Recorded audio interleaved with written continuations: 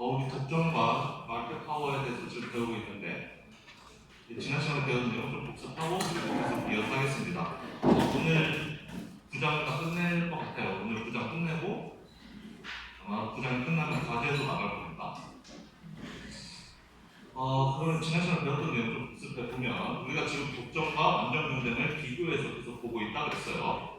중요한 것은 완전 경쟁에서는 디맨드 커브라는 게 그냥 수평하다 그랬어요. 왜냐하면 시장에서 마켓 프라이스가 정해져서 내려오면 그 가격을 받아들여야 되기 때문에 가격을 정할 수가 없다. 그런데 독점에서는 마켓 디맨드가 그 회사가 맞닥뜨리는 디맨드 커브이기 때문에 이제는 가격이 이렇게 일정하게 정해지는 게 아니라 그래서 독점 회사가 가격을 정할 수가 있다고 했어요. 그것이 마켓 파워라고 했었고, 자 그래서 독점 기업은 여기 이렇게 디맨드 커브가 이렇게 다운월드 슬로핑하면 이렇게 오른쪽 아래로 내려가는 디맨드 커브가 있으면 저 위에서 아무데나 찍어서 생산하면 되는 거예요. 그 점에서 내가 P와 Q를 결정하는 거죠. 여기 있는 X 지점을 결정해도 되고 Y 지점을 결정해도 되고 내가 하고 싶은 이 파란색 상상에서 하고 싶은 점 찍어서 딱 그 점에서 P와 Q를 결정하면 되는데 지금 여기서 보면은 X에서 Y로 이렇게 넘어가요. X에서 Y로 이동할 때 즉 생산량을 Q1에서 Q2로 늘릴 때 즉 마지막 레비뉴라는 걸 마지막 레비뉴가 어떻게 변하는지를 보기 위해서 생산량을 늘려놓은 거예요. 생산량을 늘리면 자동적으로 가격이 떨어지게 되어 있어요. 수요가 가격이 떨어질수록 수요량이 많아지기 때문에 수요 곡선이 오른쪽 아래로 내려가는 그림이기 때문에 기업이 생산량을 늘리면 어쩔 수 없이 가격은 떨어지게 되어 있다. 그게 완전 경쟁이랑 가장 큰 차별점이죠. 완전 경쟁은 생산량을 늘려도 가격이 떨어지지 않아요. 가격은 딱 정해져 있단 말이죠. 픽스 되어 있어요. 그래서 내가 생산량을 늘리든 줄이든 관계없이 가격은 일정하지만 독점에서는 그 생산량을 늘리면 가격이 떨어지게 된다. 그래서 X에서 Y로 이동하는, 즉 Q1에서 Q2로 이동하게 되면은 생산량이 늘어나서 마지막 토탈 레비뉴가 C만큼 증가하는 부분이 생기지만 그와 동시에 가격이 P1에서 P2로 떨어지면서 A만큼 레비뉴를 잃어버리는 부분도 있다라는 거였습니다. 퍼펙트 컴피티션에서는 이 잃어버리는 A라는 게 없는 거죠. 그냥 생산 더 하면 그 가격에서 생산을 더 하는 거니까 이 늘어난 C 부분만 있게 되는데 이렇게 독점 같은 경우에는 가격이 떨어지기 때문에 잃어버리는 부분은 A도 있다. 따라서 마지막 레비뉴 계산이 완전 경쟁하고는 달라지게 되더라. 어떻게 달라지게 되느냐? 마지막 레비뉴가 이렇게 계산이 된다는 거였죠. 이거 다시 한번 설명하면 중요한 거니까 한번 더 설명하겠습니다. 우리가 토탈 레비뉴가 P 곱하기 Q라는 건 알아요. P 곱하기 Q인데 이게 완전 경쟁에서는 P가 그냥 숫자라는 거죠. Q에 대한 함수가 아니고 따라서 완전 경쟁에서는 마지막 레비뉴를 구하면은 그냥 토탈 레비뉴를 Q로 미분하면 되는 건데 미분하면 그냥 얘만 미분하면 얘는 1로 되니까 그냥 P 이렇게 나오게 된단 말이에요. P가 Q에 대한 함수가 아니기 때문에 하지만 독점에서는 얘가 P 곱하기 Q라는 건 똑같은데 문제는 이 P가 Q에 대한 함수이다. P가 그냥 숫자가 아니라 P가 Q에 대한 함수라는 거죠. 예를 들면 여기에서는 P가 3 이런 거였는데 여기서는 P가 예를 들면 10 빼기 Q 이런 식으로 Q에 대한 함수로 나타낼 수가 있다. 따라서 얘는 미분한다고 그러면은 그냥 딸랑 얘만 미분해서 이렇게 P 이렇게 할 수가 없다는 거예요. 얘도 미분 과정에 포함이 되어야 된다는 거죠. 그래서 마지막 레비뉴를 구해보면은 결국 토탈 레비뉴를 Q로 미분할 건데 그럼 이렇게 Q가 하나만 있는 게 아니라 여기도 Q에 대한 함수가 있으니까 이렇게 곱셈 형태로 된 함수의 미분 공식을 우리가 알아야 되는데 우리가 fx, gx 두 개의 곱으로 이루어진 함수를 x로 미분할 때는 앞에 거 미분 곱하기 뒤에 거 더하기 앞에 거 곱하기 뒤에 거 미분하고 곱하기 앞에 거 이런 식으로 공식이 되어 있다고 했죠. 중학교 때나 초등학교 때나 다 배웠던 내용입니다. 그러면 이 공식을 그대로 활용하면 그러면 앞에 거 미분 곱하기 뒤에 거 얘 앞에 거 얘를 미분한 거죠. 얘를 미분하면은 그럼 P를 Q로 미분한 거예요. P를 Q로 미분하는 거 곱하기 뒤에 거 뒤에 거 GX는 뒤에 거죠. 뒤에 거 얘 Q 이거를 그대로 곱해줍니다. 더하기 이번에는 앞에 거 fx는 그대로 쓰고 앞에 거는 그대로 쓰고 t는 그대로 쓰고 곱하기 뒤에 거를 미분, 뒤에 거 미분이니까 뒤에 거가 q인데 q를 미분하면은 1이죠. 그래서 마지막 레비뉴가 이런 식으로 나타나게 된다라고. 완전 경쟁에서는 P만 있었지만 독점 또는 이렇게 마켓 파워가 있는 시장에서는 P만 있는 게 아니라 앞에 이만큼이 새로 붙게 된다라는 거예요.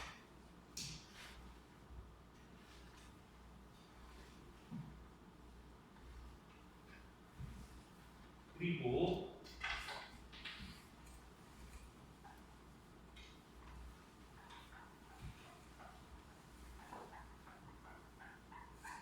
우리가 앞으로 접하게 될 디맨드 커브는 그냥 다 일차함수로 대부분을 할 거예요. 아마 억지로 문제를 꼬아서 내지 않는 한 문제는 대부분 일차함수의 꼴로, 즉 디맨드 커브가 이렇게 아래로 내려가는 거라고 했는데 제가 뭐 일부러 굳이 이렇게 내려가거나 뭐 이렇게 내려가거나 이런 모양은 잘 안 할 거라는 거죠. 우리는 앞으로 디맨드 커브는 일직선으로 내려오는 것만 주로 다룰 것이다. 일직선으로 내려오는 1차 함수 꼴은 결국 P는 A-BQ 꼴로 많이 사용하게 될 텐데 A-BQ라고 한다면은 바로 이 점이 A가 되고 이 기울기가 마이너스 B가 되는 뭐 이런 직선이라는 거죠. 그럼 이런 경우에 이 디맨드 커브가 이렇게 생긴 경우에 마지막 레비뉴는 어떻게 되느냐? 마지막 레비뉴는 A-2BQ가 된다. 왜냐하면 토탈 레비뉴가 PQ라고 했으니까 P 곱하기 Q라고 했으니까 여기 P에다가 Q를 곱하면 AQ 마이너스 BQ 제곱이 되고 따라서 마지막 레비뉴는 이 식을 Q로 미분하면 되니까 A-2BQ가 될 것이다. 그래서 마지막 레비뉴는 A까지 똑같은데 뒤에가 마이너스 2BQ 기울기가 2배로 떨어지는 즉 이렇게 가는 기울기가 마이너스 2B가 되는 얘가 마지막 레비뉴 커브가 된다. 얘가 디맨드 커브일 때 이거는 진행해볼 것입니다. 자 그리고 중요한 거 우리가 독점이 됐든 완전 경쟁이 됐든 시장 구조와 관계없이 모든 기업들은 맥시마이즈 프로핏 하고 싶을 텐데 프로핏 맥시마이제이션을 하고 싶을 텐데 이윤 극대화를 하고 싶을 텐데 이윤 극대화를 하기 위해서는 어떤 조건을 만족시켜야 된다? MR equal MC가 되어야 된다. MR과 MC 마지막 레비뉴와 마지막 코스가 같아야지만 완전 경쟁이든 독점이든 과점이든 무슨 시장이든 관계없이 항상 이윤 극대화가 될 수가 있다. 따라서 독점 회사도 당연히 맥시마이즈 프로핏 하고 싶을 것이고 그러면 MR과 MC가 같아지는 지점에서 생산을 하려고 할 텐데 그래서 우리는 그럼 독점 기업은 어느 지점에서 생산량을 어디다 맞추고 가격은 어디다 맞추는가 그거를 계산해 봐야 되는데 어떻게 하냐면 여기 세 개의 스텝이 있는 거죠. 이 스텝대로만 따라가면 된다. 첫 번째 할 일은 디맨드 커브로부터 마지막 레비뉴 커브를 그려라. 한번 했던 거죠. 디맨드 커브가 이렇게 있었는데 얘를 이용해서 마지막 레비뉴 커브를 그렸어요. 그 다음에 마지막 레비뉴와 마지막 코스가 만나는 지점에서 아웃풋 퀀터티를 찾아라. 만약에 마지막 코스가 이렇게 생겼다. 그럼 마지막 코스와 마지막 레비뉴가 만나는 이 지점에서 퀀티티를 찾아라. 여기가 Q다. 라는 거예요. 그 다음에 세 번째 스텝. 이번에는 프라이스를 찾아야 되는데 프로핏 맥시마이징 하는 프라이스를 찾아야 되는데 그 프라이스는 어디서 찾냐면 언더 디맨드 커브에서 찾으라고 했어요. 수요 곡선에서 프라이스를 찾아라. 수요 곡선은 이거였죠. 위에 거. 여기서 찾으라고 했으니까 생산량은 오케이 여기가 알겠어. 그러면 가격은 여기라는 거예요. 여기서 가격을 받을 것이다. 우리는 애초에 가격을 이 수요 곡선 위에서 정한다 그랬죠. 그래서 이렇게 세 개의 스텝을 하게 되면은 우리는 Q도 찾을 수 있고 P도 찾을 수 있다. 그래서 이 문제를 예로 들면은 디맨드 커브가 이렇게 있고 그럼 첫 번째 일은 디맨드 커브로부터 마지막 레비뉴 커브를 찾는 거죠. 그 다음에 마지막 레비뉴 커브와 마지막 코스트 커브가 만나는 지점을 찾아요. 그 지점이 여기 Q80이었고 그 다음에 이 지점을 찾았으면 가격은 어디? 가격은 여기 200이 아니고 가격은 이거 따라서 쭉 올라가서 수요국선을 만나면 거기서가 가격 600이 가격이다.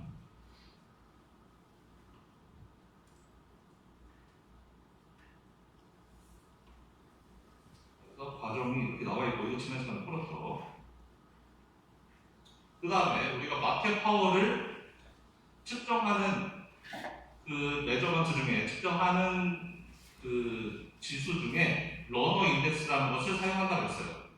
결국 그 마켓 파워를 갖게 되면 완전 경쟁과 뭐가 달라지느냐? MC보다 더 마지막 코스트보다 더 높은 가격을 책정한다라는 거죠. 더 높은 가격을 소비자에게 전가한다는 거예요. 그거를 우리는 마크업이라고 부르는 건데, 그러니까 쉽게 말하면 독점 기업이 얻어가는 특혜 같은 거죠. 특별한 이익 같은 거예요. 독점이기 때문에 마켓 파워를 이용해서 가져가는 이런 거 생각하시면 되겠습니다.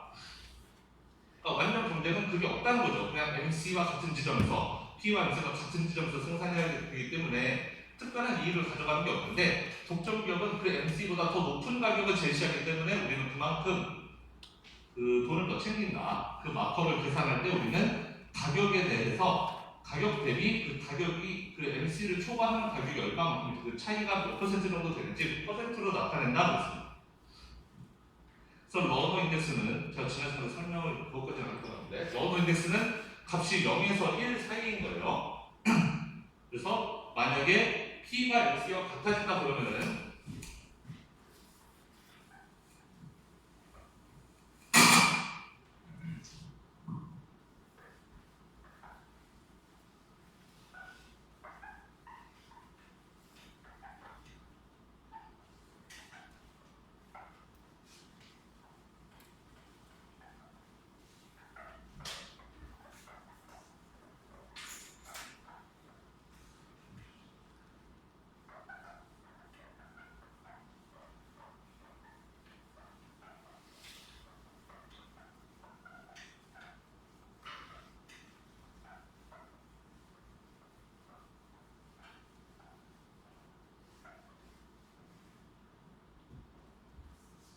그래서 러너 인덱스는 0에서 1 사이의 값을 갖게 된다. 러너 인덱스는 T-P분의 P-MC 라고 쓰게 되는데, 얘는 아주 작으면 0까지 내려가서 어떻게? P랑 MC가 같아지면 0까지 가는 거죠. 완전 경쟁의 형태가 되는 거예요. 그 다음에 MC가 거의 0에 가깝거나 아니면 P가 MC에 비해서 매우 크거나 그런 경우에는 이 값이 1에 가까워지겠죠. 그러니까 얘가 상대적으로 MC가 P에 비해서 상대적으로 매우 작은 값이다 라고 한다면 얘는 무시할 수 있는 수준이 된다면 P분의 P니까 결국 1에 가까워지는 거 아니에요? 이 값이 아주 작은 값이라면 P에 비해서 작은 값이라면, 따라서 MC가 아주 작거나 아니면 P가 매우 크거나, 그러니까 가격이 매우 고가의 고가를 책정한다거나 한다면은 이 값은 1에 가까워지는 것이죠. 러너 인덱스라는 것은 마크업이 얼마나 많냐를 측정해 주는 것. 값이 0에 가깝다 그러면은 완전 경쟁과 비슷한, 즉 독점 기업이 가져가는 이익이 별로 없다는 뜻이 되는 것이고, 러너 인덱스가 1에 가깝다 그러면은 뭔가 기업들이 마켓 파워를 활용해서 상당한 이득을 취하고 있다라는 뜻이 되는 거죠. 그래서 우리가 어떤 산업이 완전 경쟁에 가깝냐 독점에 가깝냐, 사실 완벽한 독점도 그렇게 많지 않고 완벽한 완전 경쟁이라는 것도 시장에 잘 실제로는 존재하지 않는단 말이에요. 대부분의 시장은 그 중간쯤인데, 그럼 우리가 그 중간쯤에서 어디에 위치해 있는가라는 걸 평가할 때 주로 이렇게 러너 인덱스를 사용한다. 그 시장 내에서 지금 현재 시장에서 형성되어 있는 가격이 얼마인지, 그리고 기업들이 생산하고 있는 단가 마지막 코스가 얼마인지 그거를 비교해봐서 이 값이 몇 퍼센트 정도 될까를 가지고 0에 가깝다면은 소위 말하는 완전 경쟁에 가까운 시장, 공정한 시장, 1에 가깝다면은 기업 측에 많이 유리한 독점에 가까운 그런 시장이라고 볼 수 있다는 거죠. 그 다음에 우리가 러너 인덱스를 P분의 P-MC로 표현한다고 했는데, 얘를 이제 식을 조금 잘 다루면 그 수요의 가격 탄력성에 관련된 식으로도 이렇게 나타낼 수 있다고 했습니다. 그래서 결국 러너 인덱스는 마이너스 가격 탄력성분의 1 이런 값으로도 나타낼 수가 있는데, 따라서 탄력성이 높으면 높을수록 이 값은 작아지겠죠. 작아지기 때문에 수요가 탄력적일수록 마크업이 작아진다. 즉 독점 기업이 가져가는 이익이 작아진다. 독점 기업이 이익을 취할 수 있는 것은 비싼 가격을 책정할 수 있기 때문에 이익을 챙긴다는 거예요. 결국 이 MC에 비해서 더 비싼 가격을 책정하기 때문에 P를 높게 잡을 수 있기 때문에 독점 기업은 이득을 취한다는 건데, 근데 수요가 만약에 탄력적이라면 높은 가격을 제시하기가 어렵다는 거예요. 물론 할 수 있죠. 할 수는 있지만 높은 가격을 제시해버리면 수요자들이 다 도망가 버린다면 물건을 팔지 못해요. 수요가 탄력적이다는 것은 가격에 민감하다는 뜻이죠. 사람들이 가격에 민감하다면 내가 가격을 좀만 올려도 사람들이 다 안 사하고 나가버린다는 거예요. 그러면 그거는 더 안 좋은 거잖아요. 차라리 좀 가격을 약간 낮추더라도 많이 파는 게 좋은 거니까. 따라서 시장이 수요가 일레스틱한 경우에, 탄력적인 경우에는 가격을 높게 많이 올릴 수가 없기 때문에 이 마크업이 커질 수가 없다. 반대로 시장이 비탄력적이라면 마크업이 굉장히 커지게 되는 것이죠. 1에 가깝게 된다.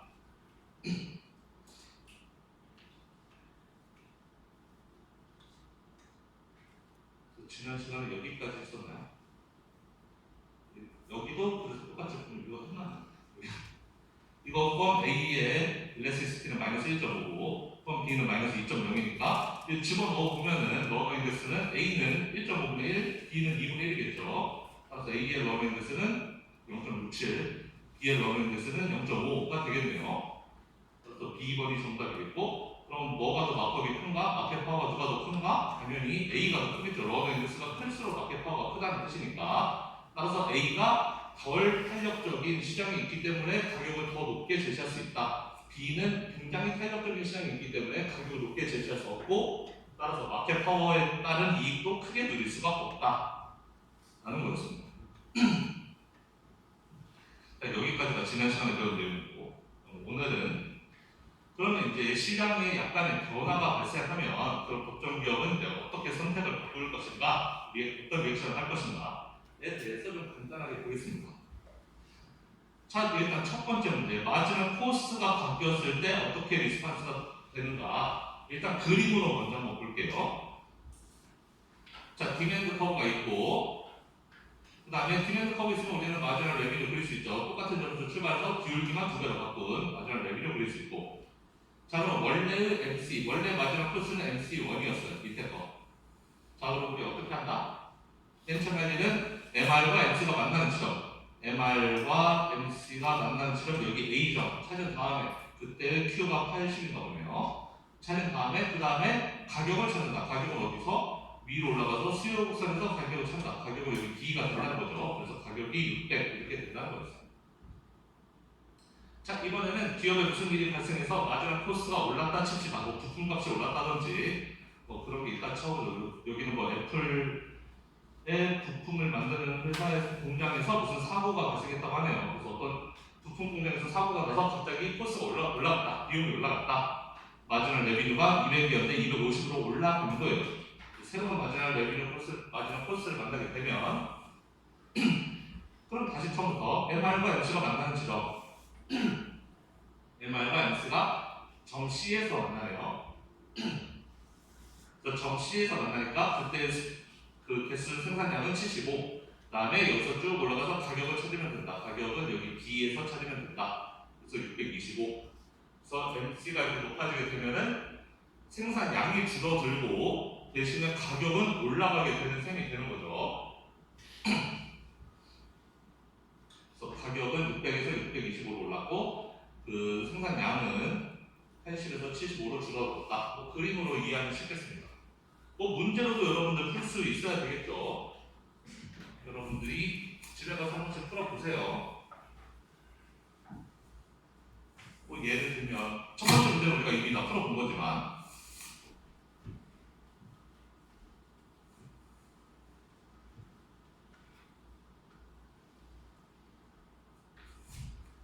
첫 번째 거는 P는 1000 마이너스 5Q였겠죠. 교육비가 5 맞죠?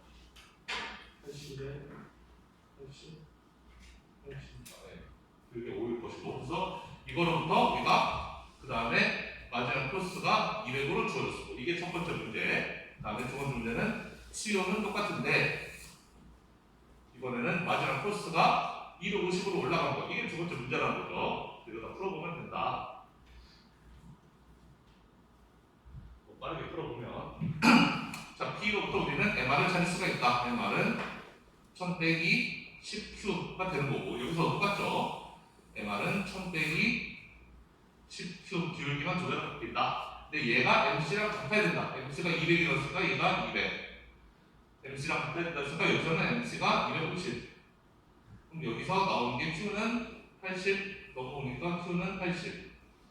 여기서 Q는 750 넘어오니까 75. 이렇게 된다라는 거죠. 그러면 Q는 찾았고, 그럼 P는 얼마냐? P는 이 80을 어디다 집어넣는다? 여기 수요 곡선에 집어넣는다. 이 75를 어디다 넣는다? 수요 곡선에 집어넣는다. 그래서 80 집어넣으면은 1000 빼기 5 8 400이니까 600이 된다는 것이고 75 집어넣으면 1000 빼기 375죠. 그러니까 P는 625가 된다는 거죠.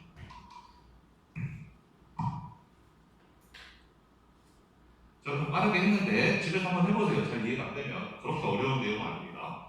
그럼 그림으로 보면 뭐 이해가 쉽죠?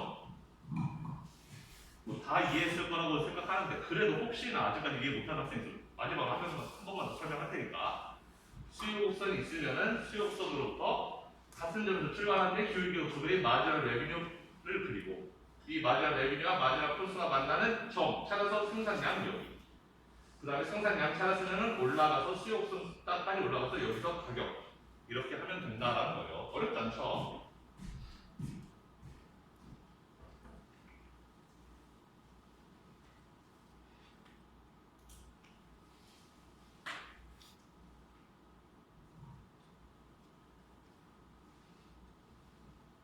자, 그러면 이번에는 디맨드 커브의 변화가 발생하면 어떤 리액션이 나오게 되는지 한번 봅시다.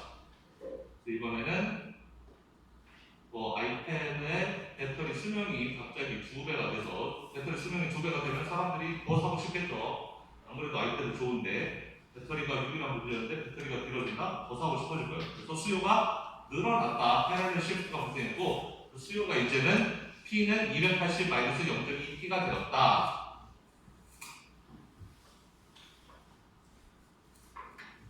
그럼 또 여러분들 문제 한번 풀어보는 거죠. 자, 마지막 코스는 그대로 200인데 패러렐 시프트가 발생했대요. 이제는 Q는 280-0.2P니까 Q는 280-0.2P면 P는 1400-5Q 이렇게 되겠네요. 맞나요? 0.2P 넘기고 Q 넘기고 양면 곱하기 50 해주면은 P는 딱 이렇게 나오겠네요. 자, 이렇게 해놓고 이제 문제 풀면 되는 겁니다. 위에서 했던 거랑 똑같은 방식으로 풀면 되죠. 여러분도 한번 해보세요. 1분 안에 풀 수 있을 겁니다.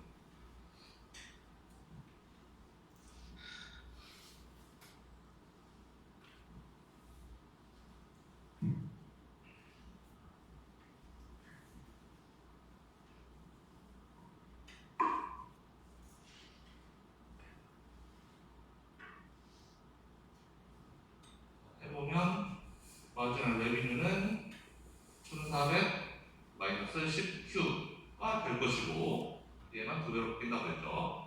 근데 여러분 이 과정도 알아야 돼요. 얘가 왜 기울기가 2배가 되고 왜 절편은 그대로 있는지 우리가 아까 했던 것처럼 원래는 여기다가 Q를 곱한 다음에 미분하는 과정이 있었던 거죠. 지금 우리가 외워서 바로 하지만 자, 어쨌든 얘가 MR과 MC가 같아야 된다. MC는 200이라고 했고 따라서 계산해보면 Q는 120이겠네요. 그래야지 1200 빼서 200이 될 테니까. 그러면 P는 이 값을 어디다 넣는다? 얘를 수용선에 집어넣는다. 그래서 1400 빼기 600이 테니까 P는 800이 되겠네요.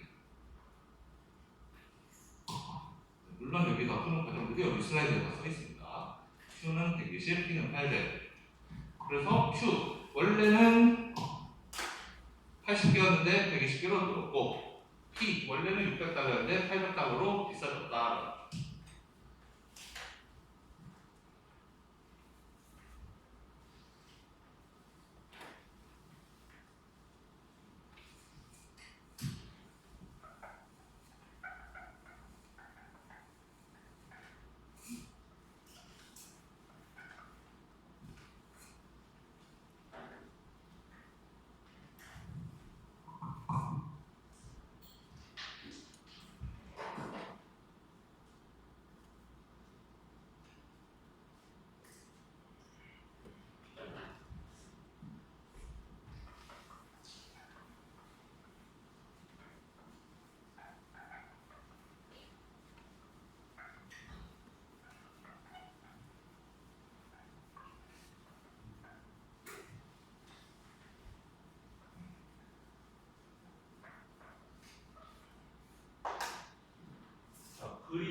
표현을 보면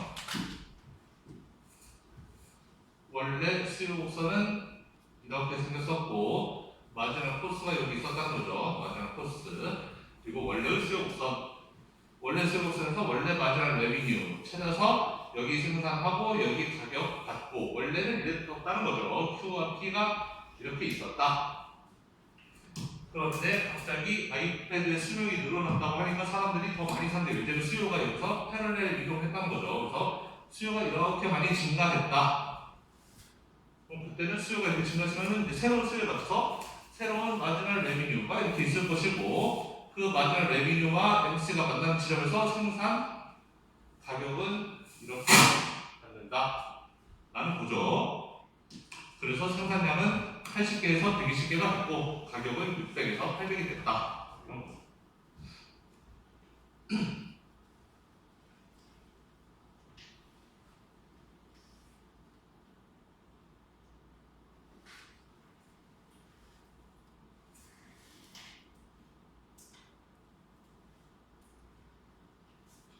자, 이번에는 아까는 방금 전에는 수요가 늘어난 거에 대해서 이야기했는데 이번에는 수요가 늘거나 줄어드는 건 아닌데 수요의 탄력성이 바뀐 경우를 가정해 보겠습니다.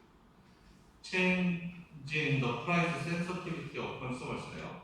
그래서 수요자들이 가격에 대해서 예를 들어서 더 예민해졌다, 민감해졌다 라고 가정해 봅시다. 그럼 왼쪽 거는 완전 경쟁이고 오른쪽 거는 마켓 파워가 있는 시장, 쉽게 말하면 독점 같은 마켓 파워가 있는 시장이에요. 자, 그러면 왼쪽 그림을 보면 잘 보세요.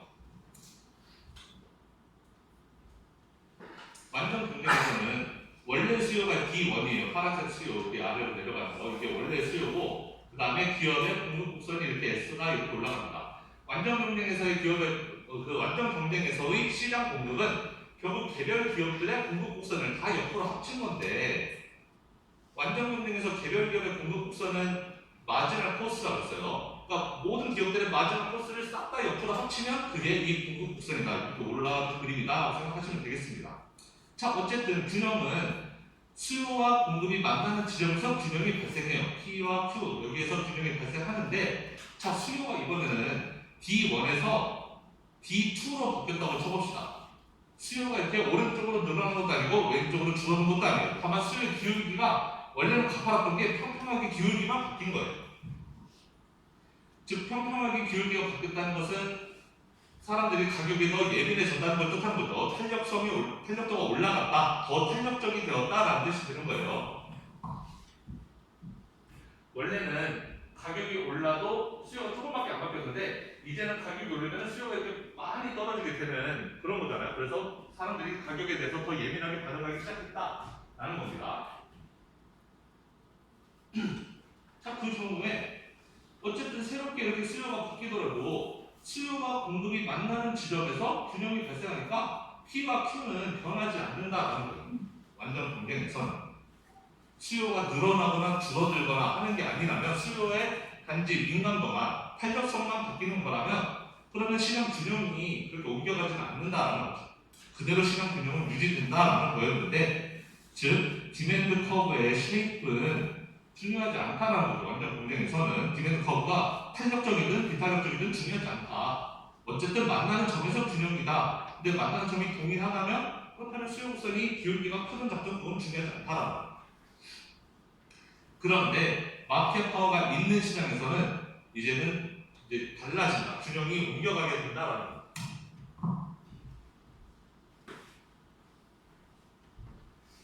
자, 그러면 원래 수요는 D1이고 파란색 내려가는 선이죠. D1. 그 다음에 이 회사의 마지막 코스가 이렇게 위로 올라가는 그림이다라고 쳐봅시다. 자, 이 마지막 코스는 왼쪽에 있는 이 공급 곡선과 비교하는 개념으로 그렇게 생각해도 돼요. 왜냐하면 아까도 말했지만 이 완전 경쟁에서의 공급 곡선은 결국 개별 기업의 마지막 코스, MC 커브를 다 합쳐놓은 것이기 때문에 오른쪽은 그냥 한 회사의 MC, 왼쪽은 여러 회사의 MC를 합쳐놓은 거. 그냥 이렇게만 생각하면 되니까 사실상 비교 대상이 될 수 있다는 거고. 자, 그러면 오른쪽 그림에서 D1이 원래 이렇게 있었어요. 그러면 우리가 할 일은 앞에서 했던 그 세 가지 스텝, 마지막 레비뉴 그리고 그 다음에 생산량 찾고 그 다음에 가격 찾고 이렇게 하면 되죠. 자, 그럼 원래 D1에서 마지막 레비뉴 그려요. 똑같은 점에서 출발하는데 아래로 내려가, 두 배로 빨리 내려가는 마지막 레비뉴 MR1 마지막 레비뉴 그렸고 그 다음에 할 일은 마지막 레비뉴와 마지막 코스가 만나는 MR과 X가 만나는 점 바로 여기가 있네요. 여기 MR과 X가 만나는 지점 찾아서 생산량 QM1이죠. M1 여기 생산량을 찾고 그 다음에 가격은 반드시 올라가서 수요국선 여기까지 올라가서 수요국선 여기 P 가격은 여기 PM1이 되겠습니다. 그래서 가격은 여기 생산량은 여기 바로 이 지점 여기 이 지점에서 생산을 하고 가격을 제시한다라는 거죠. 그런데 이번에는 그 역시 그 D와 MC가 만나는 지점은 동일한데 대신 수요의 민감도가 더 올라간 수요가 더 탄력적으로 변하게 된 D2로 수요가 바뀌었어요. 자, D1과 X가 만나는 지점은 여전히 동일하죠. 왼쪽에서처럼 왼쪽에서도 D1과 S가 만나는 지점에서 얘가 어떻게 보면은 그러니까 약간 회전 이동을 한 것처럼 수요가 이렇게 평평하게 바뀌었고 여기에서도 똑같이 D1과 X가 만나는 이 지점에서 수요가 평평하게 바뀌기만 했어요. 자, 그러면 여기서 이제 새로운 그 독점에서의 가격과 생산량을 찾아야 되는데 그럼 D2가 이렇게 새롭게 나왔으면은 D2를 가지고 MR2 마지막 레비뉴를 그려볼 수가 있고 똑같은 점에서 출발해서 기울기가 2배인 그럼 MR과 X가 만나는 지점 MR은 이렇게 내려가고 MC로 올라가니까 만나는 지점은 여기 그래서 여기 QM2 여기서 생산하게 되겠죠. 여기서 MR과 X가 만나니까 그 다음에 가격은 이 생산량으로부터 쭉 올라가서 수요곡선까지 여기가 수요곡선이었으니까 수요곡선 바로 이 PM2 여기에서 가격이 측정되게 된다.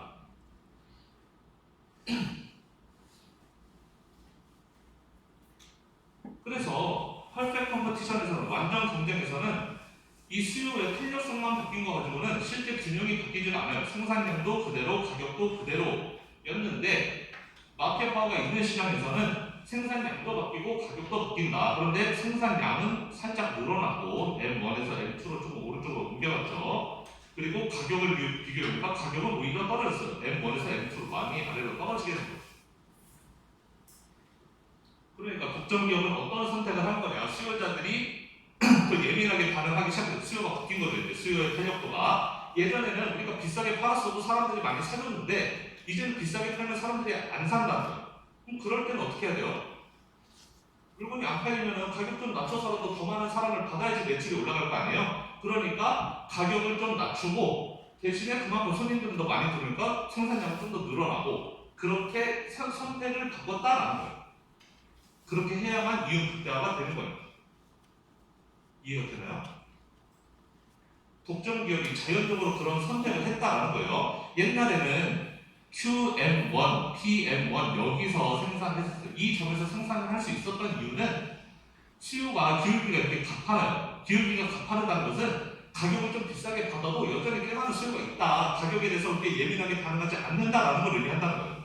그러니까 비싼 가격에 팔고 비싸니까 당연히 많이 팔지는 못했던 거죠. 생산량은 QM1 작았던 거고. 그런데 이제는 수요가 예민하게 반응하기 시작했어요. 그러니까 이제 예전만큼 손님이 없는 거죠. 가격을 그렇게 비싸게 제시했다면 아무도 안 사니까 그렇다면 이제 새로운 손님들을 받기 위해서 가격을 낮추고 그만큼 가격을 낮춘 만큼 이제 수요자들이 더 늘어날 테니까 생산량이 좀 더 늘어났다.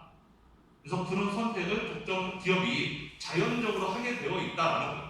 수요가 탄력적으로 바뀌면 독점 기업은 알아서 자기들 스스로 누가 시키지 않아도 자기들이 알아서 가격을 낮추고 생산량을 늘리는 방향으로 선택을 하게 된다. 왜? 그렇게 해야지 이윤이 극대화가 되니까 그렇게 한다라는 거예요.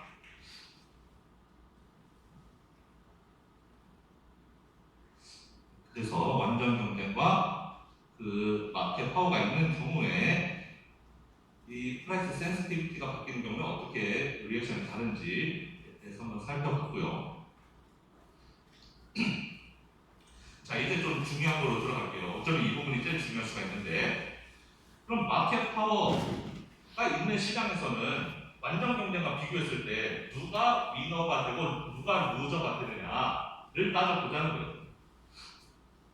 만약에 마켓 파워가 있는 회사가 find the profitable pair. So to choose a level of output that is different from perfect competition이죠. 완전 경쟁에서 완전 경쟁하고 완전 경쟁에서 발생한 균형, 완전 경쟁에서 발생한 균형과 다른 지점에서 생산하는 것이 프로피러블 하다는 것은 그게 더 이익이 된다는 것을 얘네가 찾을 수 있다면 그러면 왜 그런 선택을 하겠느냐? 당연히 뭔가 어디셔널한 베네핏이 있으니까 그렇게 하겠다 하는 거라는 거죠. 말이 어려운가요? 그러니까 만약에 완전 경쟁이 제일 좋은 거라면 그냥 완전 경쟁에서 선택을 하면 돼요. 그런데 우리 지금 계산해 보니까 독점인 경우에는 완전 경쟁에서 생산하지 않잖아요. 완전 경쟁과 다른 점에서 생산해도 생산을 더 적게 하죠. 그럼 그렇게 하는 이유가 뭐겠느냐? 당연히 뭔가 추가적인 이득이 있으니까 그렇게 한다는 거죠. 뭔가 다른 선택, 완전 경쟁과 다른 선택을 한다면 다른 선택을 하는 이유는 다른 것이다. 당연히 뭔가 더 추가적인 이득이 있으니까 그렇게 할 것이다. 그렇다면 우리는 그러면 마켓 파워를 가지고 있는 경우에 회사는 기업은 얼마나 더 좋아지는가, 완전 경쟁일 때에 비교해서 얼마나 더 좋아지는가, 그리고 과연 그것은 컨슈머 입장에서 소비자의 입장에서는 소비자의 웰빙에 어떤 영향을 미치는가. 우리가 지금 계산 안 해봐도 여러분들 대충 감은 오죠. 감은 누가 위너고 누가 루저일지는 대충 감은 오겠죠. 우리가 경쟁을 안 배워도 그냥 세상 몇 년 살다 보면은 기업이 독점을 하면 당연히 독점하는 기업이 이익을 거기서 차지할 것이고 위너가 될 것이고 걔네들이 이익을 차지해가는 만큼 누군가한테서 그거를 뺏어오겠어요? 당연히 소비자로부터 뺏어오겠죠. 소비자들이 루저가 되는 거겠죠. 대충 우리가 그 정도의 생각을 할 수가 있는데 어쨌든 그거를 좀 더 정확하게 측정하기 위해서 we need to examine producer and consumer surplus를 보자는 거예요. 소비자 잉여, 공급자 잉여가 완전 경쟁과 비교했을 때 어떻게 달라지는지 그거를 살펴보자라는 거예요.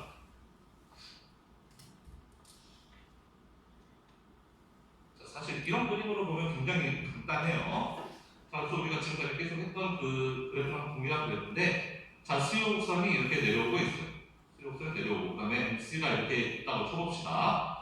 자, 만약에 완전 경쟁 시장이라면 그러면 수요와 MC가 만나는 지점에서 생산하게 될 거예요. 바로 이 C 지점에서 생산하게 될 거라는 겁니다.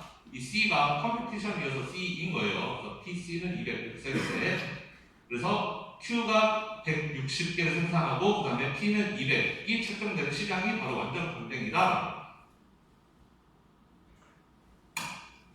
그래서 C 지점이 완전 경쟁에서의 균형이고 그 다음에 M 지점이 모나폴리 그러니까 그 독점 또는 마켓 파워에서 마켓 파워를 가진 회사 기업이 생산하는 양과 가격이라는 거예요. 이 M은 어떻게 나온 거냐면 디맨드 커브가 이렇게 있으면 디맨드 커브로부터 마지막 레비뉴를 이렇게 그리고 마지막 레비뉴와 마지막 코스가 여기서 만나기 때문에 생산량 정하고 그 다음에 수요성까지 올라가서 가격을 책정해서 M이 이렇게 나오게 된 거예요. 여기서 M이 나온 거는 마지막 레비뉴를 그려봐야 사실 알 수 있는 겁니다. 다 했다 치고 자 그러면 독점인 경우에는 기업은 가격을 600을 책정하고 생산을 80개만 생산한다라는 거예요.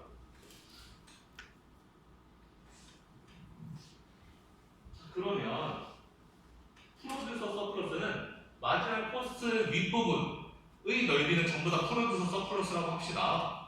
프로듀서 서플러스는 마지막 코스트의 윗부분은 전부 다 프로듀서 서플러스고 컨슈머 서플러스는 수요 곡선의 아랫부분은 전부 다 컨슈머 서플러스인 거죠.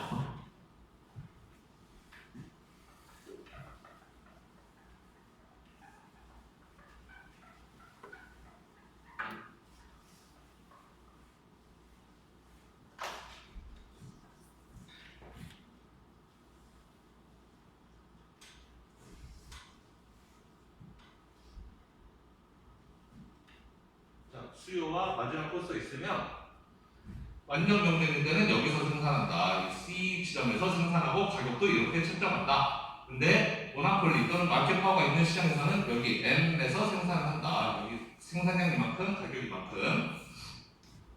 자 그러면 완전 경쟁에서의 프로듀서 서브스 공급자 잉여는 MC보다 윗부분이 공급자 잉여라고 그랬는데 지금 여기가 균형이기 때문에 이거보다 윗부분이 없어요. 즉 프로듀서 서플러스는 0이라는 거죠. 지금 현재 이거의 윗부분을 그려야 되는데 지금 위가 없어요. 만약 한 여기쯤 된다면은 이렇게 윗부분 이렇게 비금 칠 수가 있는데 지금 위가 없어요. 그래서 프로듀스 서플러스는 0이다. 그러면 컨슈머 서플러스는 수요곡선의 아랫부분 전부 다 컨슈머 서플러스로 그랬죠. 여기가 균형인데 수요곡선 이렇게 생겼으니까 이 전체 넓이가 컨슈머 서플러스가 된다라는 거예요. 완전 경쟁에서는 이 넓은 삼각형이 전부 컨슈머 서플러스, 소비자의 잉여가 된다. 자, 소비자 잉여, 공급자 잉여 뭔지 기억나요? 기억 안 나는 건데. 서플러스는 뭐냐면 내가 얼마나 더 좋냐, 그게 서플러스의 개념이에요. 옛날에 다 했던 건데. 예를 들어서 이게 서플러스라는 거죠. 가격이 5달러짜리인 콜라가 있는데 나는 지금 너무 목이 말라서 13달러까지 내용이가 있다. 나는 이 콜라 13달러짜리여도 사 먹을래. 내가 책정하는 가치는 13달러야. 그런데 마침 편의점에서 5달러밖에 안 받네? 그럼 나는 편의점 가서 저 이거 13달러 주고 사 먹을게요. 이렇게 안 하잖아요? 5달러로 써있으면 이 가격 주고 사 먹으면 되죠. 자, 5달러에 사 먹으면 나는 얼마? 8달러만큼 추가적인 뭔가 행복을 느끼게 되는 거잖아요. 13달러짜리 5달러에 사 먹으니까. 바로 이게 서플러스의 개념이라는 거예요. 컨슈머 서플러스의 개념. 프로듀서도 똑같고 원래 나는 2달러에 팔아도 행복했어. 근데 5달러에 시장에서 팔리고 있네. 그럼 나도 5달러에 팔아야지. 그러면 3달러만큼 추가적인 이득이니까 그걸 프로듀서 서플러스라고 한다는 겁니다. 컨슈머 서플러스는 바로 이 개념이죠. 수요가 여기 있는 사람은 나는 이 가격까지 내고 사 먹을 용의가 있었는데 지금 현재 가격이 이렇게 낮게 책정돼 있으니까 이 차이만큼 나는 추가적인 행복을 느낀다. 그래서 서플러스라고 부르는 것이고, 자, 현재 가격이 지금 PC가 여기 있어요. 가격이 낮으니까 이 위에 있는 이 모든 수요자들은 다 이만큼의 소비자 잉여를 다 느끼게 된다라는 거죠. 따라서 이 전체 삼각형이 소비자 잉여가 된다. 이해가 되죠? 자, 그래서 우리는 컨슈머 서플러스는 이 전체 삼각형, 그 다음에 프로듀서 서플러스는 지금 현재 0인 상태인 거고, 그 다음에 이번에는 마켓 파워 시장에서 보면은 마켓 파워가 있는 기업은 여기에서 생산한다고 했어요. 그럼 마켓 파워를 가진 기업 입장에서는 지금 현재 가격이 여기란 말이에요. PM으로 가격이 형성되어 있어요. 이 회사는 MC만큼만, 마지막 코스만큼만 받아도 괜찮았는데 내 독점의 지위를 이용해서 더 비싼 가격을 책정할 수도 있다는 거예요. 즉 MC보다 윗부분만큼은 이 회사는 지금 서플러스를 누리고 있는 거예요. 이 크기만큼 이 MC와 이 시장 가격, 그러니까 독점에서의 가격, 그 차이만큼 서플러스를 누리고 있다라는 것이고, 그렇다면 그 서플러스는 전체 넓이가 되어야 할 텐데 지금 생산량이 여기 M이니까 생산량이 QM 여기니까 바로 이 넓이, 이 사각형 넓이만큼이 프로듀서 서플러스가 된다라는 겁니다. 지금 이 그림에서는 B가 프로듀서 서플러스가 된다는 거죠. 마켓 파워에서. 그 다음에 역시 똑같은 시장에서 컨슈머 서플러스는 수요곡선 아래는 다 컨슈머 서플러스. 이게 수요곡선이라고 했으니까 이거보다 아래. 나는 이렇게 비싼 돈 주고도 사 먹을 용의가 있었는데 가격이 지금 현재 여기밖에 안 돼? 그럼 난 이 차이만큼 잉여가 되는 거니까 여기 위에 삼각형, 저 그림으로 보자면 A 부분이 컨슈머 서플러스가 되는 거예요. 자, 그래서 여기 요약하면은 완전 경쟁일 때는 A, B, C 합친게 컨슈머 서플러스, 그 다음에 프로듀서 서플러스는 없는 거, 그 다음에 마켓 파워가 있는 시장에서는 A가 컨슈머 서플러스, B는 프로듀서 서플러스. 자, 중요한 것은 자, 서플러스가 누구한테 가느냐 이걸 따지기 이전에 서플러스의 총합을 보자는 거예요. 우리 사회 전체적으로 생산자, 수요자가 합쳐서 가져가는 서플러스가 얼마인지를 보는 게 중요한데, 완전 경쟁에서는 생산자가 비록 하나도 못 가져가지만 소비자가 ABC를 다 가져가기 때문에 어쨌든 합치면 ABC 더하기 빵, 어쨌든 합치면 ABC 전체가 전체 잉여가 되는 거예요. 사회적 잉여, 소셜 서플러스라고 우리가 부르는데, 컨슈머 서플러스랑 프로듀서 서플러스 합친 거, 사회적 잉여가 ABC 합친 양이었는데 지금 독점에서는 컨슈머 서플러스는 A, 프로듀서 서플러스는 B, 그러니까 그 둘을 합치면 A, B 합친 것만큼만 서플러스가 된다는 거예요. 사회 전체적으로 가져가는 서플러스가 A, B만 있다, C가 없다. 완전 경쟁이었으면 C도 가져갈 수 있었는데 누가 가져갔든지 상관없이, 소비자한테 가든 생산자한테 가든 상관없이 누구한테나 어쨌든 가는 잉여를 따져보자면 완전 경쟁에서는 A, B, C 합친 게 전체 잉여였는데 마켓 파워에서는 C는 없고 A, B만 남게 된다. 따라서 그 이렇게 되는 C 마켓 파워 때문에 없어져 버리는 우리 전체 사회의 잉여를 우리는 데드웨이트 로스라고 불러요. 우리 데드웨이트 로스는 이미 미시온대 원에서도 이미 많이 배웠습니다. 세금 같은 거, 보조금 같은 거 있으면 데드웨이트 로스 발생했었죠. 똑같아요. 마켓 파워 때문에 데드웨이트 로스, 사회적인 잉여가 이만큼 손실된다라는 겁니다. 우리가 미시온대 원에서도 데드웨이트 로스가 발생했던 이유는 아주 쉬워요. 단 한 가지예요. 생산량이 균형점에서 생산이 되지 않기 때문에 데드웨이트 로스가 발생했던 건데 여기서도 똑같은 거예요. 독점에서 데드웨이트 로스가 왜 발생하느냐? 생산을 여기서 했으면 QC에서 여기 C에서 생산을 했으면 발생하지 않았을 문제인데 생산량이 반으로 줄었기 때문에 생산을 C에서 하려고 160개를 생산하지 않고 80개만 생산하기 때문에 따라서 그 오른쪽만큼 잉여가 확장되지 못한다라는 여기서 생산하니까 이 전체가 잉여가 될 수 있었는데 생산은 여기서 하니까 여기까지만 딱 끊기고 이 오른쪽으로는 잉여가 확장되지 못한다. 그 뜻이에요. 이 왼쪽만 잉여로 남고 오른쪽 잉여는 버리게 된다라는 거죠. 그러니까 생산을 많이 하면 잉여는 어쨌든 누가 가져가는 그걸 일단 따지기 전에 누구든지 어쨌든 그 잉여를 생산자든 소비자든 가져갈 텐데 생산을 적게 하기 때문에 어쨌든 나눠먹는 건 둘째치고 사회 전체적으로 봤을 때는 잃어버리는 부분이 발생한다. 자, 근데 사회적으로 잃어버리는 부분이 있는 거죠. 독점 기업도 알지만 독점 기업은 굳이 C에서 생산할 이유가 없는 거죠. 독점 기업은 자기 회사가 이익을 불등하는 게 중요하지. 우리 사회 전체적으로 공익을 위해서 일하는 회사는 아닌 거잖아요. 그러니까 사기업을 예로 들자면 공기업 말고 사기업을 예로 들자면 사기업은 자기 회사만 잘 되면 됐지. 아, 우리 사회 전체가 잘 돼야 돼. 이런 생각을 하면서 기업을 운영하지 않는단 말이에요.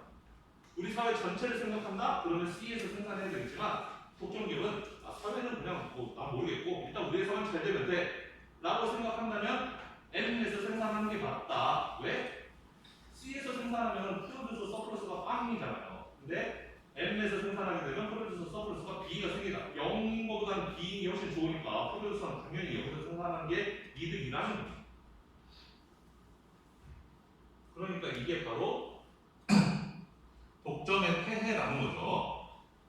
우리 정부가 공정거래위원회 이런 것들이 존재해서 독점을 막으려고 하는 게 바로 이 이유예요. 다른 게 독점기업이 무슨 횡포를 그리고 뭐 그런 게 아니고 독점기업은 자연적으로 생산량을 줄일 수밖에 없다. 가격을 높게 책정하고 자연적으로 자기 회사의 이익 극대화를 하기 위해서는 자연적으로 그런 선택을 할 수밖에 없기 때문에 사회에서는 독점을 어떻게든 최대한 막으려고 하는 거죠. 독점을 깨고 완전 경쟁으로 가까이 가야 바로 이 C를 누군가에게는 줄 수 있기 때문에 사회 누군가는 가져갈 수 있기 때문에 바로 이 데드웨이트 로스를 발생시키지 않기 위해서 사회에서 그렇게 독점을 없애려고 하는 거죠. 독점을 규제하고.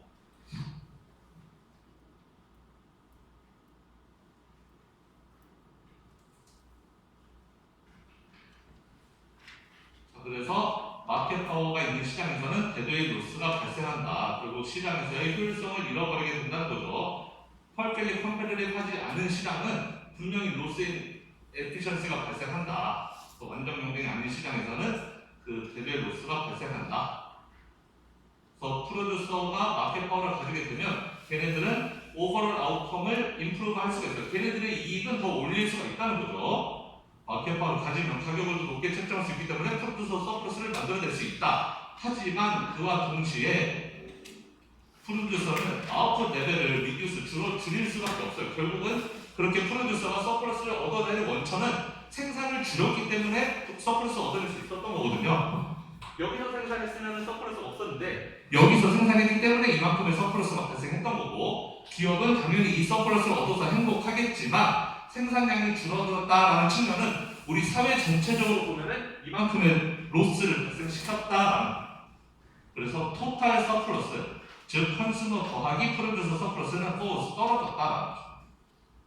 기업만 좋아졌다. 소비자는 나빠졌다. 그리고 우리 사회 전체적으로 봐도 나빠졌다. 다음에 이제 뭐 수요의 탄력성과 관련해서 그림으로만 살펴보면 이제 일레스틱 얘는 덜 일렉트릭 정도 이렇게 수요가 기울기가 값하는 것은 비탄력적이라는 거고 오른쪽은 탄력적이네요. 수요가 탄력적이다. 오른쪽 탄력적이라는 것은 가격에 민감하다.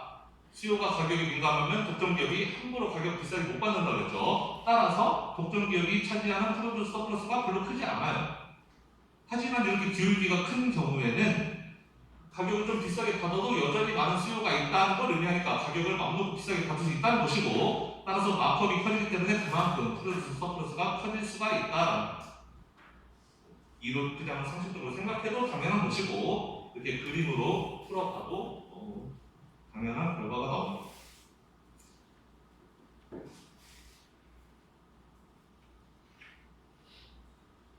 자, 그러면 이번에는 정부는 그러면 이제 이 마켓 파워에 어떻게 대응을 하는지에 대해서 한번 보겠습니다. 그래서 이 데드의 로스가 발생하게 되면 그럼 정부가 가만히 손 놓고 있으면 안 되는 거잖아요. 이건 뭔가 그 대책을 강구해야 되겠죠. 그렇기 때문에 데드의 로스가 마켓 파워 때문에 데드의 로스가 발생한다라는 것은 can justify government intervention, government의 intervention을 justify 정당화 시켜준다는 거죠. 그러니까 예를 들면은 독점이 뭐 자연 독점인 경우도 있을 수가 있는데 우리가 왜 보통 뭐 자본주의, 민주주의 국가에서는 정부가 시장에 간섭을 뭐 안 해야 된다 뭐 이렇게 이야기를 많이 하지만 이렇게 독점 때문에 데드의 로스가 발생한다면 정부가 인터벤션 간섭한다는 거죠. 정부가 레귤레이션 규제를 통해서 간섭하는 게 정당화되기도 한다라는 거예요. 그래서 만약에 규제를 해서 그 규제를 통해서 뭔가 더 경쟁적이고 효율적인 그런 결과를 이끌어낼 수 있다면 즉 시장이 가만 놔두면 독점인데 정부가 끼어들어서 그거를 좀 더 완전 경쟁에 비슷하게 가져갈 수 있다면 그러면 결국 시장 전체의 토탈 서플러스를 늘릴 수 있는 거니까 정부가 규제해도 괜찮은 거 아니냐. 우리가 그냥 무슨 맨날 똑같은 말만 하면 무슨 무세라고 그러죠. 그런 것처럼 무조건 시장 간섭은 안 돼. 정부는 절대 시장에 끼어들지 마. 이렇게 무세처럼 할 필요가 없다라는 거예요. 이런 경우에는 정부가 그 시장에 간섭을 해도 그게 저스티파이 정당화될 수가 있다라는 거죠. 자, 그럼 뭐 여러 가지 레귤레이션이 있을 수가 있는데 그중 하나 제일 많이 사용되는 거 다이렉트 프라이스 레귤레이션이 있습니다. 뭐냐면 정부는 프라이스를 레귤레이션, 그러니까 가격을 딱 정해버리는 거예요. 독점 회사들이 생산을 많이 하지 않고 생산을 적게 하는 이유는 딱 하나예요. 비싸게 받으려고. 비싸게 받아도 사주는 사람이 있으니까 비싸게 받으려고 독점 기업이 생산을 줄이는 건데 정부에서 너는 비싸게 받지 마 라고 가격을 낮춰 라고 이렇게 규제를 해버리면 그러면 독점 기업 입장에서는 생산량을 자동적으로 늘릴 수밖에 없다라는 거예요. 그래서 얘는 가격을 레귤레이트 프라이스 하게 되면 이거는 디스멘틀 오브 모노폴리 또는 뉴 파티스펀트를 인커리지 하는 것보다 오히려 더 효율적일 수도 있게 된다. 그러니까 시장이 독점이에요. 그러면은 정부가 독점을 막 깨려고 야 독점은 무조건 깨야 돼. 너네 회사 반으로 잘라. 회사를 뭐 10개를 잘라. 아니면은 신규 기업들 막 들어와. 그래서 어떻게든 독점을 없애. 회사를 여러 개로 만들어야 돼. 이렇게 억지로 독점을 해체하거나 해산시키거나 하는 것보다 그냥 독점 기업 하나 있는 거 그냥 가만 놔도 돼? 대신에 가격을 너네 비싸게 못 받아. 이렇게 해버리는 게 오히려 더 좋을 수가 있다는 거예요. 특히나 내추럴 모노폴리일 때 그런 일이 많이 발생한다. 독점이 자연적으로 발생하는 경우에 그렇다는 거죠. 내추럴 모노폴리에 대해서는 앞에서도 설명을 했지만 기업이 에버리지 토탈 코스가 아웃풋에 따라서 계속 하락하는 경우에 즉 픽스 코스가 너무 비싸가지고 픽스 코스 한 번 들이는데 그 픽스 코스에 굉장히 많은 걸 한 번 쓰면은 그 다음부터 마지막 코스는 작아지는 그런 산업의 경우에는 내추럴 모노폴리가 생길 수밖에 없다는 거죠. 이 밑에 예를 보면은 어떤 마을에 전기를 공급하는 그럼 마을에 전기를 공급하려면 전기를 제너레이트 발전도 전기를 생산도 해야 되고 전기를 수송도 해야 되잖아요. 그러면 어마어마한 돈이 든다면 발전소 짓고 전기선 집집마다 다 깔아야 되니까 그거 깔아야지 그때부터 전기를 보내는 거지. 그러니까 픽스 코스가 굉장히 많이 들기 때문에 회사가 2개, 3개, 4개 이렇게 있기가 굉장히 힘들다는 거예요. 우리나라에는 지금 한국전력이 집집마다 다 전선 깔아서 전기 보내고 있는데 또 다른 전기 회사가 들어서 또 집집마다 전기 다 깔고 이렇게 하지 않잖아요. 발전소 따로 짓고 전기선 또 따로 깔고 이렇게 하면 오히려 낭비가 되겠죠. 집집마다 전기선 하나만 있으면 되는데 모든 집마다 전기선이 두세 개씩 들어오면 따라서 이런 사업들, 인프라, 주로 이제 사회 인프라를 구축하는 그런 사업들이 대부분 이렇게 내추럴 모노폴리가 되는 경우가 많은데 그럼 이런 사업, 이렇게 자연적으로 독점이 형성될 수밖에 없는 경우 즉 회사가 두세 개씩 있기가 힘든 어쩔 수 없이 회사가 한 개밖에 없게 되는 그런 자연 독점인 경우에 프라이스 레귤레이션이 오히려 역할을 할 수가 있다. 어떻게 하느냐? 자, 지금 현재 자연 독점이에요. 왜 자연 독점이다? ATC가 이렇게 계속 내려가기 때문에 생산을 많이 하면 많이 할수록 평균 비용이 줄어드는 그런 산업이에요. 따라서 한 회사가 생산을 잔뜩 많이 해버리면은 평균 비용이 줄어들기 때문에 그게 효율적이다. 회사가 여러 개를 잘라져 있으면은 다들 조금씩 생산하면 평균 비용이 비싸니까 그건 오히려 비효율이라는 거죠. 따라서 이 시장은 자연적으로 독점이 될 수밖에 없는데 뭐 자연 독점이든 일반 독점이든 어쨌든 독점은 독점이니까 이 회사가 만약에 자기 회사에 이윤 극대화를 한다라고 가정하면 아까 했던 똑같이 하면 되죠. 디맨드 커브에서 마지막 레비뉴 커브 그리고 마지막 레비뉴와 마지막 코스가 만나는 점에서 생산하고 가격은 디맨드 커브에서 가격 책정하고 이렇게 하는 거죠. 만약에 이 기업이 이윤 극대화를 한다면 바로 이 QM만큼 생산을 하고 그다음에 PM의 가격을 책정할 거다라는 거예요.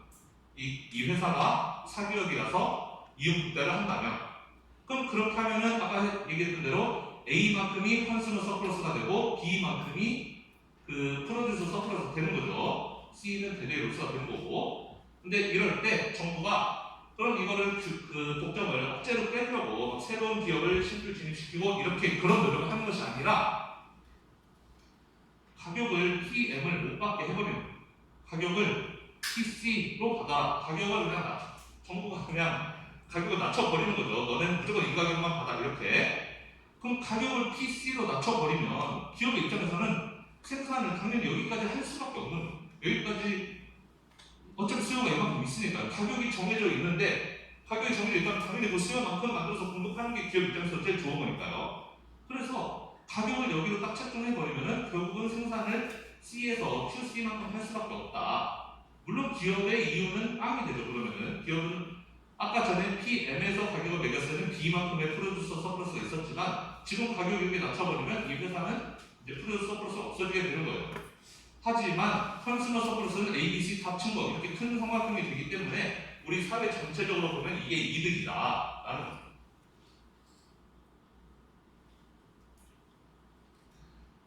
당연히 사기업한테는 이런 규제를 적용하는 게 쉽지가 않겠죠, 사실.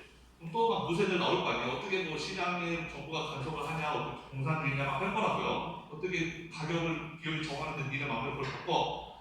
막 이런 무쇠들이 많이 나오겠지만, 그래서 사기업한테는 이런 규제를 적용하기 어렵지만, 사실 공기업은 어차피 주주가 정부니까, 공기업한테는 이런 규제를 얼마든지 정부가 할 수 있단 말이에요.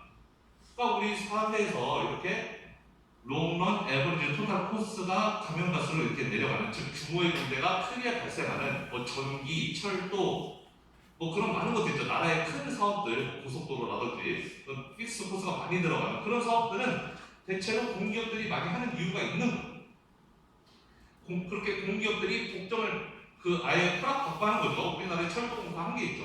뭐 전기, 한국전력공사도 한 개 있고 걔네들은 독점을 허가받고 하는 거예요. 근데 독점은 안 좋다고 그랬는데 왜 독점을 정부에서 허가해 주느냐? 독점을 하는 대신 가격을 이렇게 낮게 보는 거예요. 완전 경쟁을 억지로 만드는 거죠.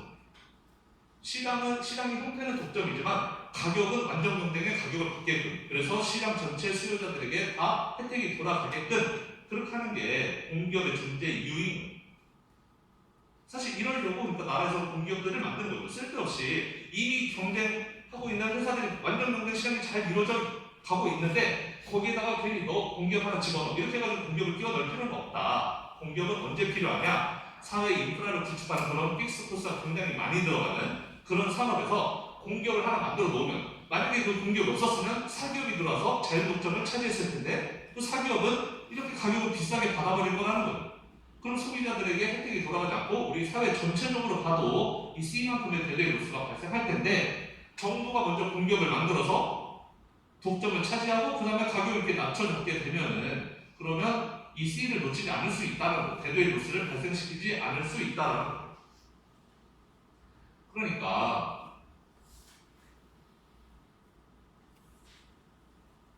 우리가 예를 들면 정부에서 공기업들을 평가할 때 이 공기업은 뭐 맨날 손실이 누적되고 있다 뭐 이런 이야기 할 때가 많아요. 그러면은 이 공기업 뭔가 문제가 있는 것처럼 공기업이 계속 뭐 이익이 계속 줄어들고 계속 적자고 막 이런 이야기를 많이 하는데 태생적으로 공기업은 사실 돈을 많이 벌 수가 없는 구조예요. 돈을 많이 벌면 그게 더 이상한 거죠. 사실은 공기업이 돈을 많이 번다, 흑자를 많이 낸다. 그 얘기는 뭐냐면 가격을 비싸게 책정한다는 거예요. 공기업이 돈 벌기는 쉬워요. 독점이니까 가격을 높이면 당연히 그만큼 돈 벌 수 있죠. 만약에 우리나라 뭐 지하철 공사가 돈을 많이 못 벌고 있다. 걔네 돈 벌고 싶으면 가격 좀 올리면 됩니다. 그러면 물론 당연히 수요가 약간 줄겠지만 그래도 돈 훨씬 많이 벌 거예요.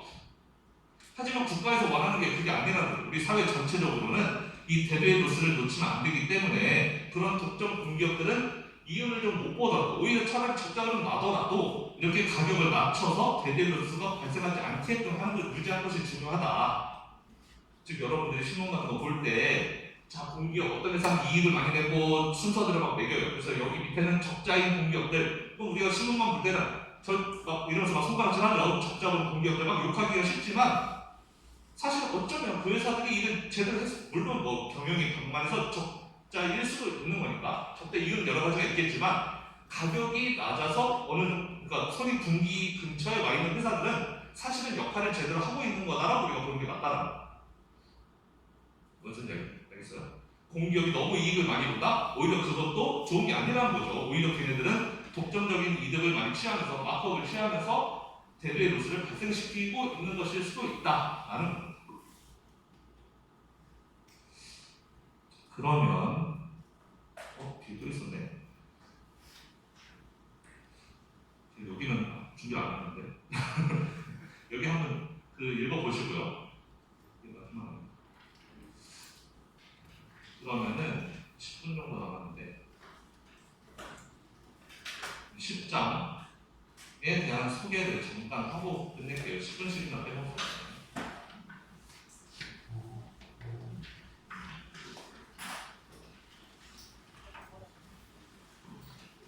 자, 우리 10장에서는 아주 재밌는 거 배울 겁니다.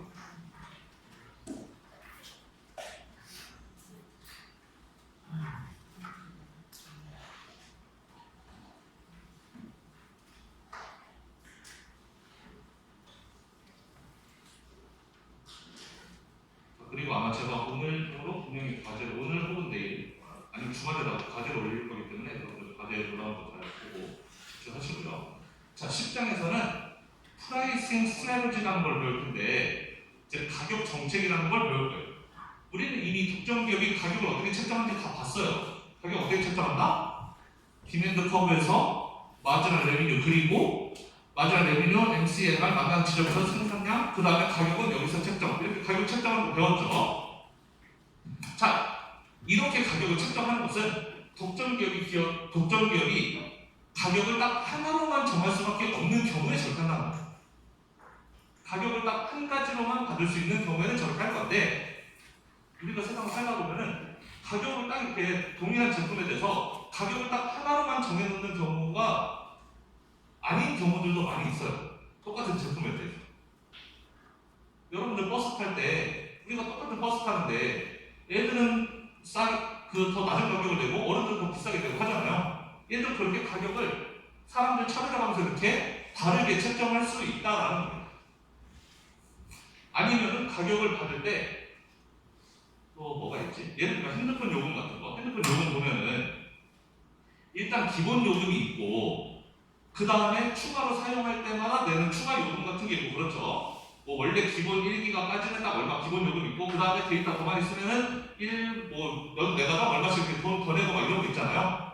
그런 거는 이거랑은 좀 다르단 말이에요. 가격 책정하는 방식이. 얘는 그냥 단순하게 핸드폰을 쓴다 그러면 만약에 그냥 1메가당 얼마씩 받는 게 바로 이 가격 정책이에요. 내가 몇몇가 쓰면 얼마, 몇몇가 쓰면 얼마 딱 이렇게 그대로 비례해서 가는 게 저 정책이라면 기업들은 뭔가 가격 정책을 좀 색다르게 하면서 더 많은 이득을 취할 수가 있어요.